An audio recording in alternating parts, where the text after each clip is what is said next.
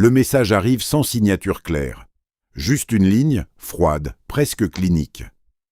Mission terminée, aucun contact, aucun soutien requis. Dans la salle d'analyse, personne ne parle pendant plusieurs secondes. Ce silence n'est pas habituel, parce que ce genre de message ne correspond pas à la réalité du terrain. Les opérateurs de la Delta Force connaissent les procédures. Ils les vivent, ils les respirent. Chaque mission repose sur une structure précise. Renseignement en amont, surveillance, soutien aérien, extraction planifiée. Rien n'est laissé au hasard. Rien.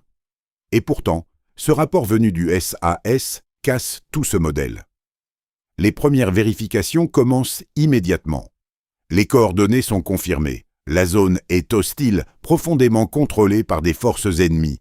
Pas une zone grise, pas une zone disputée, un territoire fermé, surveillé, verrouillé. Aucun drone allié en l'air ce jour-là. Aucune couverture aérienne, aucun relais radio sécurisé. Rien.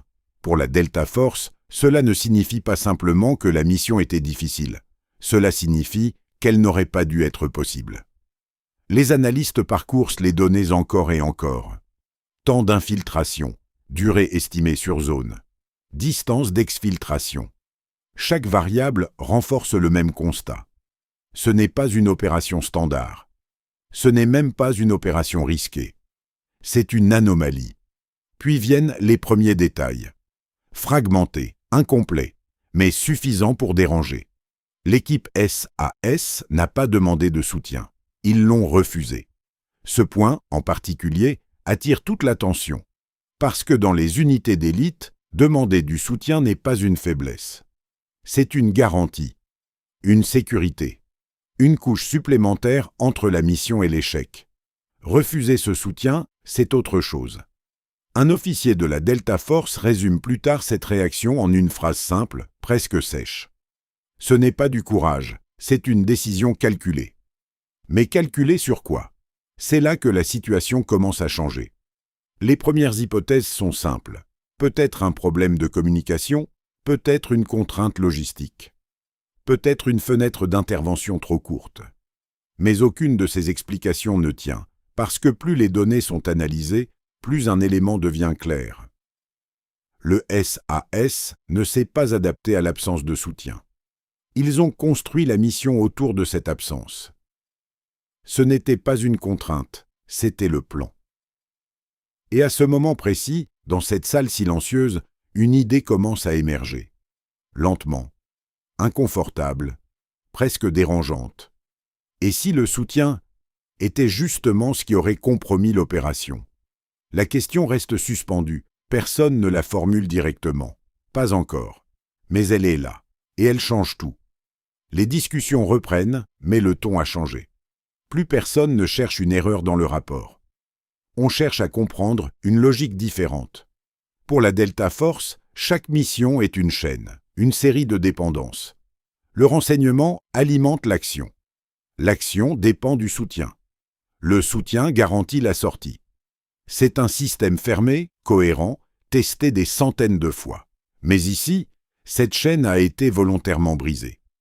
Un analyste isole un détail précis. Le moment exact où l'équipe SAS franchit la ligne ennemie. Pas de diversion. Pas de frappe préalable. Ils entrent sans signal. Ce choix est inhabituel. Pas imprudent, mais inhabituel. Car dans les doctrines occidentales modernes, l'infiltration repose souvent sur un déséquilibre créé en amont. Une distraction, une confusion, quelque chose qui détourne l'attention. Là, rien. La Delta Force commence alors à examiner une autre variable, le bruit. Chaque opération produit du bruit, pas seulement sonore, le bruit électronique, les transmissions, les signatures thermiques, les mouvements détectés par satellites ou radars. Plus une opération est soutenue, plus elle laisse de traces. Et soudain, un lien apparaît. En supprimant tout soutien, le SAS a réduit sa signature presque à zéro. Pas de drone en orbite, pas de communication constante, pas de coordination externe, juste une équipe invisible. Cette idée n'est pas nouvelle, mais elle est rarement poussée à ce niveau. Un opérateur de la Delta Force le formule plus tard, avec une certaine retenue. Ils n'ont pas essayé d'être meilleurs équipés, ils ont essayé d'être impossibles à détecter. La différence est fondamentale, parce qu'à ce stade, il ne s'agit plus d'exécuter une mission avec des moyens. Il s'agit de retirer tous les éléments qui pourraient trahir la présence, même ceux censés aider. Les analystes croisent alors les données de surveillance ennemie. Aucune alerte significative pendant la fenêtre d'infiltration, aucun redéploiement de troupes, aucune activité anormale détectée. C'est comme si l'équipe n'avait jamais existé. Mais ce silence soulève une autre question. Comment opérer sans communication? Dans les unités comme la Delta Force, la communication est un pilier. Elle permet d'ajuster, de corriger, de réagir en temps réel. Sans elle, chaque décision devient irréversible. Et pourtant, le SAS a choisi cette contrainte. Ce n'est pas une omission, c'est une philosophie. Les premiers éléments du briefing interne commencent alors à évoluer. On ne parle plus seulement d'une mission réussie. On parle d'un modèle opérationnel différent, moins flexible, mais potentiellement plus discret, et dans certaines situations, plus efficace. Mais une pièce manque encore, parce qu'éliminer le soutien et la communication, c'est une chose. Savoir exactement quand agir, sans information en temps réel, en est une autre. Et c'est là que la question devient plus profonde. Comment ont-ils su que le moment était le bon? La réponse ne se trouve pas dans les transmissions. Elle ne se trouve pas non plus dans les images satellites. Elle est ailleurs, plus discrète, et plus difficile à mesurer. Un document interne attire soudain l'attention. Pas un rapport d'opération, un élément préparatoire, une chronologie, pas une simple liste d'horaires, une reconstruction précise de la routine ennemie, minute par minute. Pendant des jours, peut-être des semaines, l'équipe SAS a observé sans intervenir. Pas pour localiser une cible, mais pour comprendre un rythme. Les patrouilles, les changements de garde, les moments de relâchement, les instants où la vigilance baisse, presque imperceptiblement. Ce type d'observation existe dans toutes les unités no spéciales. Mais ici, il a été poussé à un niveau différent. La Delta Force le remarque immédiatement. Parce que dans leur propre doctrine, le renseignement est souvent mis à jour en continu. Il évolue avec la situation. Il s'ajuste. Mais dans ce cas précis, le renseignement est figé. L'équipe SAS ne pouvait pas se permettre de dépendre d'une information en temps réel. Alors, ils ont remplacé cette dépendance par quelque chose de plus rigide, mais aussi plus maîtrisé. Un modèle prédictif humain. Ils n'ont pas attendu de voir une opportunité. Ils l'ont anticipée. Un officier de la Delta Force formule cela avec une précision froide. Ils n'ont pas réagi à la situation. Ils ont parié sur elle. Ce pari repose sur une confiance extrême dans l'observation, mais aussi dans la répétition. Car pour qu'un schéma soit fiable, il doit se répéter, encore et encore, sans variation significative. Cela implique une chose que peu de gens remarquent immédiatement. L'ennemi n'était pas alerte, pas au niveau attendu. Ce détail change la lecture complète de la mission, parce que si l'ennemi avait été imprévisible, agressif, instable, ce type d'approche aurait échoué, mais il ne l'était pas, il suivait des routines. Et ces routines ont été utilisées contre lui. La Delta Force commence alors à voir une structure plus large, pas seulement une mission isolée, mais une méthode. Observer, comprendre, attendre, puis agir une seule fois, au bon moment, sans correction possible. Ce type d'approche demande autre chose que de la technologie. Elle demande du temps, de la patience et une discipline absolue. Mais surtout, elle demande d'accepter une limite. Une fois engagée, il n'y a plus de retour en arrière. Pas de drone pour confirmer, pas de commandement pour ajuster, pas de soutien pour compenser une erreur, juste une décision et ses conséquences.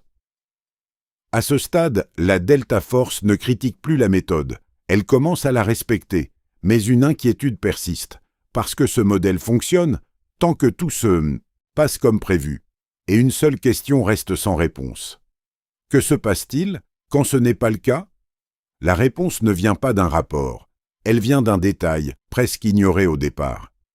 Une variation, minime, mais réelle. Sur la chronologie reconstruite, un écart apparaît.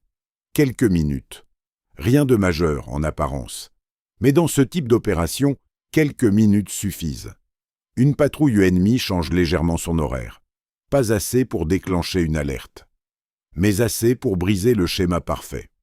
Et pourtant, la mission continue. Ce point intrigue immédiatement la Delta Force. Parce que dans leur propre doctrine, une telle variation impose une réaction. On ajuste, on ralentit, parfois on annule. Mais ici, rien de visible. Aucune modification du plan, aucune hésitation détectable. L'équipe SAS poursuit. Ce n'est pas de l'improvisation, c'est autre chose. Les analystes creusent plus loin. Ils examinent les marges du plan initial. Pas les grandes lignes, mais les zones de tolérance. Et là, une structure apparaît. Le plan n'était pas rigide. Il était encadré. Chaque phase contenait des seuils, des limites invisibles, définies à l'avance. Si une variable restait dans ses limites, la mission continuait. Si elle les dépassait, la mission s'arrêtait. Pas d'ajustement en temps réel, pas de micro-décision constante, juste des points de bascule clairs. Un opérateur de la Delta Force résume cela avec précision. Ils n'ont pas éliminé le risque, ils l'ont enfermé. Cette approche change tout, parce qu'elle ne cherche pas à contrôler chaque détail. Elle accepte l'incertitude, mais seulement jusqu'à un certain point. Au-delà, il n'y a plus de compromis. Ce modèle demande une préparation différente, plus longue, plus exigeante. Il ne suffit pas de connaître l'ennemi. Il faut anticiper ses écarts, imaginer les erreurs possibles, définir à l'avance lesquelles sont acceptables et lesquelles ne le sont pas. Ce travail se fait avant la mission, pas pendant. Et cela explique un autre élément, jusque-là mal compris. L'absence de communication. Sans liaison constante, il n'y a pas de place pour le doute partagé. Pas de discussion, pas de validation extérieure. Chaque membre de l'équipe connaît les limites, et chacun sait exactement quand continuer, ou quand s'arrêter. Ce niveau de clarté réduit le besoin de coordination, mais il augmente la responsabilité individuelle. À ce stade, la Delta Force ne voit plus une simple opération réussie. Elle voit un système complet. Un système où la flexibilité est remplacée par la préparation, où la réaction est remplacée par l'anticipation. Mais une question persiste encore, parce que même avec ce cadre, même avec ses limites, il reste un moment critique. Un instant où tout repose sur une décision humaine. Pas une règle, pas un protocole, juste un choix. Et c'est précisément là que la différence devient la plus difficile à expliquer. Ce moment n'apparaît dans aucun résumé officiel.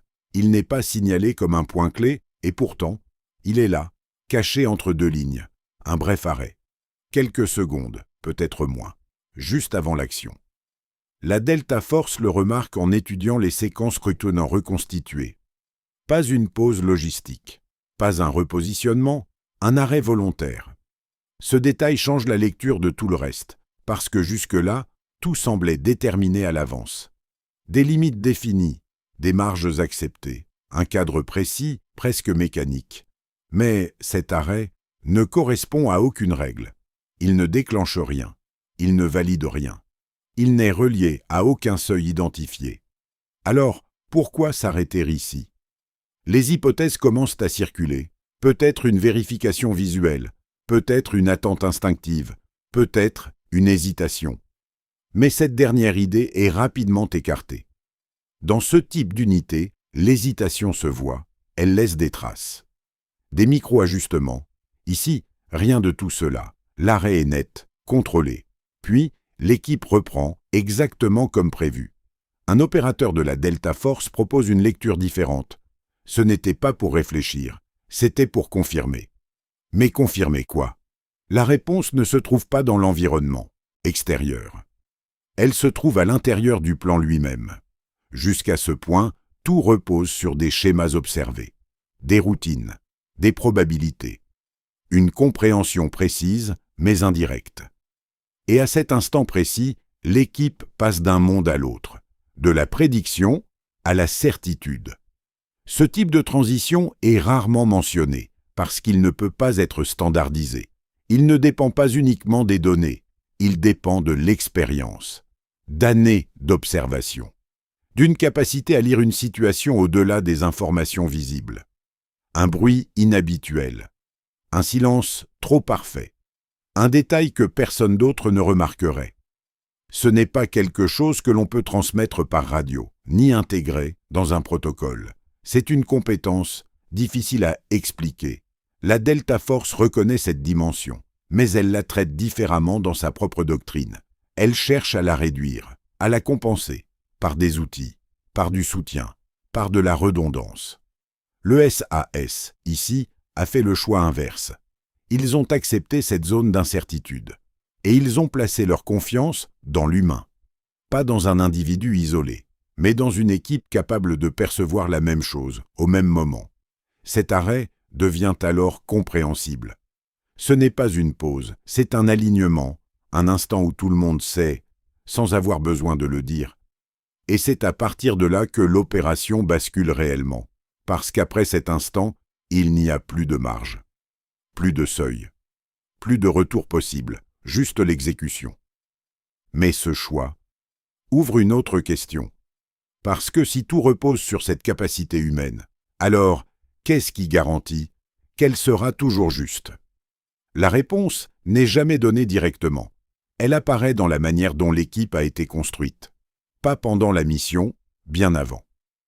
Les analystes de la Delta Force changent alors de perspective. Ils arrêtent d'observer l'opération. Ils commencent à observer les hommes. Qui sont-ils? D'où viennent-ils? Et surtout, comment ont-ils été sélectionnés? Ce n'est pas une question anodine.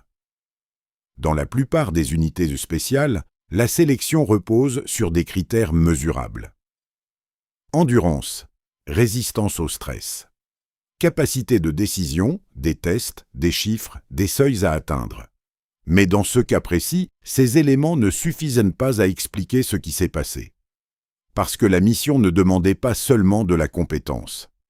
Elle demandait une cohérence. Une capacité à percevoir une situation de la même manière, sans communication. À interpréter les mêmes signaux, au même moment. Ce type d'alignement ne se crée pas facilement. Un rapport interne mentionne un détail souvent ignoré. Le temps passé ensemble avant l'opération. Pas en entraînement classique, mais en observation partagée. Des heures, parfois des jours, à regarder la même zone, à noter les mêmes variations, à discuter, puis à réduire ces discussions, jusqu'à ce que certains éléments deviennent évidents, sans avoir besoin d'être expliqués. Un opérateur de la Delta Force résume cette idée simplement. Ils n'ont pas seulement appris à agir ensemble, ils ont appris à voir la même chose. Cette nuance est essentielle. Parce que dans une opération sans communication, la compréhension doit être implicite. Elle ne peut pas dépendre d'un échange. Chaque membre doit anticiper la réaction des autres. Non pas en théorie, mais instinctivement. Cela change profondément la nature de l'équipe. Ce n'est plus un groupe d'individus coordonnés, c'est un système unifié. Mais ce système a un coût. Il demande du temps. Beaucoup de temps. Et il réduit la flexibilité. Une équipe construite de cette manière ne peut pas être remplacée rapidement. Elle ne peut pas être recomposée à la dernière minute. Elle est spécifique. Adaptée à une mission précise. La Delta Force comprend alors une autre dimension du problème. Ce type d'opération n'est pas reproductible à grande échelle. Il ne peut pas devenir une norme. Il ne peut pas être appliqué partout. Mais, dans certaines conditions, il devient extrêmement efficace. Et c'est là que le raisonnement devient plus complexe. Parce que la question n'est plus seulement « comment ont-ils réussi ?» La question devient « quand est-ce que cette approche est supérieure et quand devient-elle dangereuse ?» La réponse n'est pas évidente, parce qu'elle dépend d'un facteur instable, l'humain. Et dans un environnement réel, l'humain reste toujours la variable la plus difficile à prévoir. La réflexion ne s'arrête pas là. Elle devient plus inconfortable, parce qu'à ce stade, la Delta Force ne cherche plus seulement à comprendre le succès. Elle cherche à identifier le point de rupture. Chaque méthode a ses limites. Chaque système finit par échouer, dans certaines conditions. Et ici, ces conditions deviennent le centre de l'analyse. Un scénario est simulé, Même environnement, même équipe, même plan, mais une seule variable change. L'ennemi. Pas sa position, pas ses effectifs. Son comportement, moins prévisible, plus instable, moins attaché à des routines fixes. Dans ce contexte, le modèle du SAS commence à se fragiliser. Parce que toute leur approche repose sur une hypothèse clé, la répétition. Sans répétition, il n'y a plus de schéma. Sans schéma, il n'y a plus de prédiction fiable. Et sans prédiction, l'absence de soutien devient un risque majeur. La Delta Force le formule sans détour, ce système fonctionne tant que l'ennemi reste lisible. C'est une condition implicite, mais essentielle. Dans certaines zones de conflit, cette condition est remplie. Des forces rigides, des procédures fixes, une discipline prévisible, mais dans d'autres, tout change. Groupes irréguliers, commandements fragmentés, décisions imprévisibles. Dans ces environnements, l'incertitude n'est pas une exception, c'est la norme. Et face à cette incertitude, l'absence de soutien devient un handicap. Pas parce que l'équipe est moins compétente, mais parce que le cadre sur lequel elle s'appuie disparaît. Un autre point apparaît alors. Le temps. L'approche du SAS demande du temps pour observer, comprendre, modéliser. Mais certaines missions n'offrent pas ce luxe. Fenêtres d'opportunités courtes, cibles mobiles. Situations évolutives. Dans ces cas, attendre revient parfois à perdre l'objectif. La Delta Force reconnaît alors une tension fondamentale. Deux modèles s'opposent. D'un côté, une approche basée sur la préparation maximale, la discrétion absolue et la réduction totale de la signature. De l'autre, une approche plus dynamique, soutenue, capable de s'adapter en temps réel. Aucune n'est universelle. Et c'est précisément ce qui rend cette analyse complexe. Parce que la mission du SAS n'est pas une preuve que leur méthode est supérieure. Elle est une preuve qu'elle peut l'être dans des conditions spécifiques. Mais cette nuance est souvent perdue. Ce qui fonctionne une fois peut échouer ailleurs. Et c'est là que la Delta Force devient plus prudente. Elle ne rejette pas cette approche. Elle ne l'adopte pas non plus aveuglément.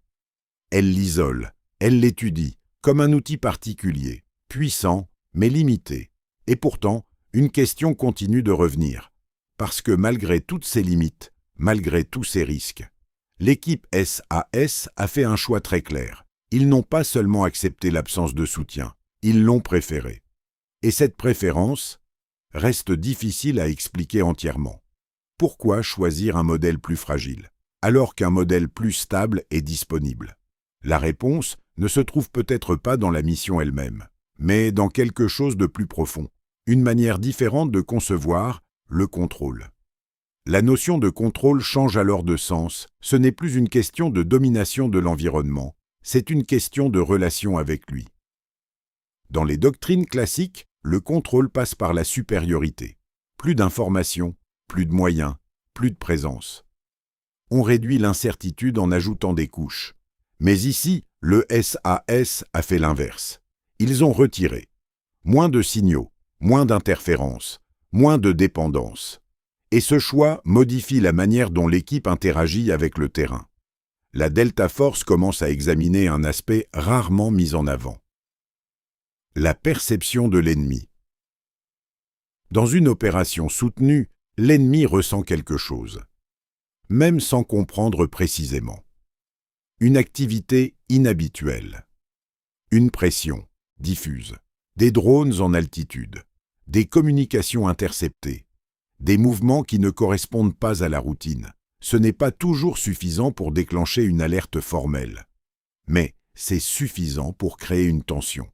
Et cette tension change les comportements. Les patrouilles deviennent plus prudentes, les regards s'attardent plus longtemps. Les décisions se ralentissent ou s'accélèrent. Le système devient moins prévisible. C'est un paradoxe discret. En cherchant à contrôler davantage, on modifie ce que l'on observe. Le SAS semble avoir intégré ce principe. En éliminant leur propre signature, ils n'ont pas seulement évité d'être détectés. Ils ont laissé l'ennemi inchangé. Pas de stress supplémentaire, pas de variation dans les routines. Pas de raison de suspecter une présence extérieure. Un analyste de la Delta Force formule cette idée avec précision. Ils n'ont pas imposé leur présence. Ils ont laissé l'ennemi rester lui-même. Cette approche est subtile, mais elle a des conséquences profondes. Parce qu'un ennemi détendu est un ennemi lisible. Et un ennemi lisible est exploitable. Cela explique une partie du choix initial. L'absence de soutien n'était pas seulement une contrainte technique, c'était une décision psychologique. Ne rien perturber, ne rien signaler, ne rien déclencher. Mais cette stratégie repose sur un équilibre fragile, car elle suppose que l'ennemi ne changera pas. Sans raison. Et c'est là que le doute revient, parce que dans un environnement réel, les changements ne viennent pas toujours de l'extérieur. Ils peuvent venir de l'intérieur. Un ordre inattendu, un remplaçant moins discipliné, une erreur humaine, des facteurs impossibles à prévoir complètement. La Delta Force identifie alors une limite fondamentale. Le contrôle, dans ce modèle, est indirect. Il ne s'exerce pas sur l'ennemi, il s'exerce sur soi-même. Réduire sa signature, limiter ses actions, s'imposer des contraintes strictes, mais tout ce qui échappe à ce cadre reste hors de contrôle, et cela crée une forme de dépendance silencieuse. Non pas à la technologie, mais au comportement de l'autre. Cette dépendance est rarement visible, mais elle est réelle, et elle soulève une question plus large. Jusqu'où peut-on construire une opération en s'appuyant sur la stabilité de l'ennemi? Et à quel moment cette stabilité devient une illusion? La question ne reste pas théorique très longtemps, parce qu'au fil de l'analyse, un détail secondaire prend de l'importance. Pas dans l'action principale, dans ce qui se passe autour. Une unité ennemie voisine, sans lien direct avec la cible, modifie légèrement son dispositif. Un redéploiement mineur, presque administratif, mais suffisant pour déplacer un point d'observation. Ce mouvement n'apparaît pas dans le plan initial du SAS. Il n'était pas prévisible. Il ne suit aucune logique visible liée à l'opération. Et pourtant, il existe. La Delta Force se concentre immédiatement sur ce point, parce que c'est exactement le type de variation que ce modèle ne contrôle pas. Un changement interne, indépendant, imprévu. Dans un cadre classique, ce type d'information pourrait être capté. Un drone, un relais, une mise à jour en temps réel. Ici, rien. L'équipe SAS avance sans savoir que ce détail a changé. C'est là que la fragilité devient concrète. Parce que pour la première fois, le plan ne correspond plus parfaitement à la réalité. L'écart n'est pas énorme, mais il est suffisant pour créer un risque. Un risque silencieux. Les analystes reconstituent la trajectoire probable. Quelques mètres de différence, un angle de visibilité légèrement modifié, et une possibilité nouvelle. Être vu. Pas détecté officiellement, pas identifié clairement, mais aperçu. Ce type de situation est le plus dangereux, parce qu'il ne déclenche pas toujours une alerte immédiate. Mais il introduit un doute, et le doute est imprévisible. Un soldat qui hésite, qui regarde une seconde de plus, qui décide de vérifier. Ce moment, dans beaucoup d'opérations, est géré. On ajuste, on se retire, on redirige. Mais ici, aucune de ces options n'existe. L'équipe SAS est déjà engagée, sans communication, sans soutien. Et malgré cela, la mission continue. Ce point intrigue profondément la Delta Force, parce que cela signifie une chose précise. Même face à une variation non prévue, l'équipe ne dévie pas par rigidité, mais par choix. Un opérateur le résume plus tard avec une certaine retenue. Ils ont accepté qu'il y ait des variables hors du modèle, et ils ont décidé de ne pas réagir à toutes. Cette idée est difficile à accepter dans une doctrine classique, parce qu'elle implique de laisser certains risques exister, ne pas tout corriger, ne pas tout contrôler. Mais dans ce cas précis, cela semble avoir fonctionné, et c'est là que l'analyse devient plus inconfortable. Parce que si ignorer certaines variations peut mener au succès, alors intervenir systématiquement n'est peut-être pas toujours la meilleure option. La Delta Force ne valide pas cette conclusion, mais elle ne peut pas l'ignorer non plus. Et une dernière question commence à émerger, parce qu'au-delà des méthodes, des modèles, des doctrines, il reste un élément difficile à mesurer, Quel est le seuil exact entre un risque acceptable et une erreur irréversible? La réponse n'est jamais écrite noir sur blanc. Elle n'apparaît dans aucun manuel. Elle se devine dans ce qui a été dit après. Le débriefing final ne dure pas longtemps, pas de célébration, pas de langage dramatique. Juste des phrases courtes, précises.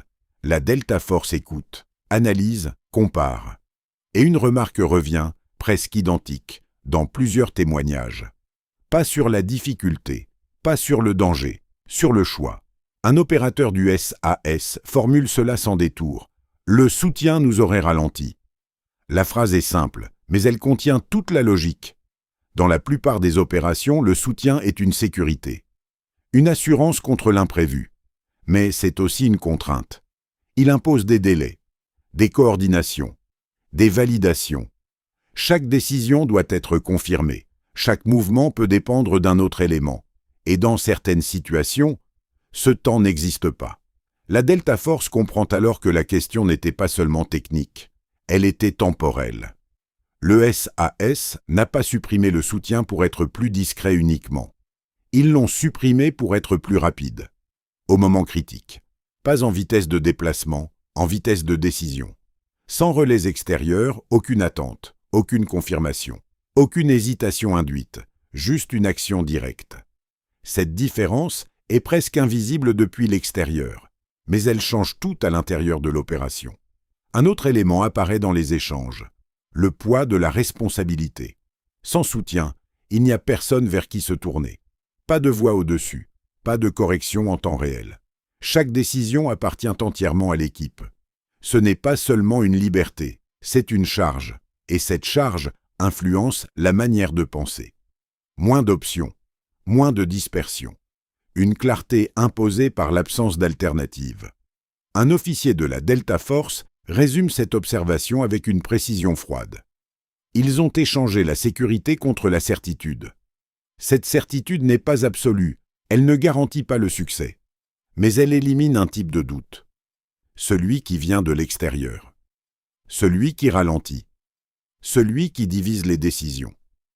À ce stade, l'analyse ne cherche plus à juger. Elle reconnaît une réalité plus nuancée. Il n'existe pas une seule bonne manière d'opérer. Il existe des choix, adaptés à des contextes précis. Le modèle de la Delta Force privilégie le contrôle étendu. Celui du SAS, dans ce cas précis, privilégie le contrôle interne. Deux logiques différentes, deux manières de gérer l'incertitude, et aucune n'est universelle. Le rapport se termine sans conclusion définitive.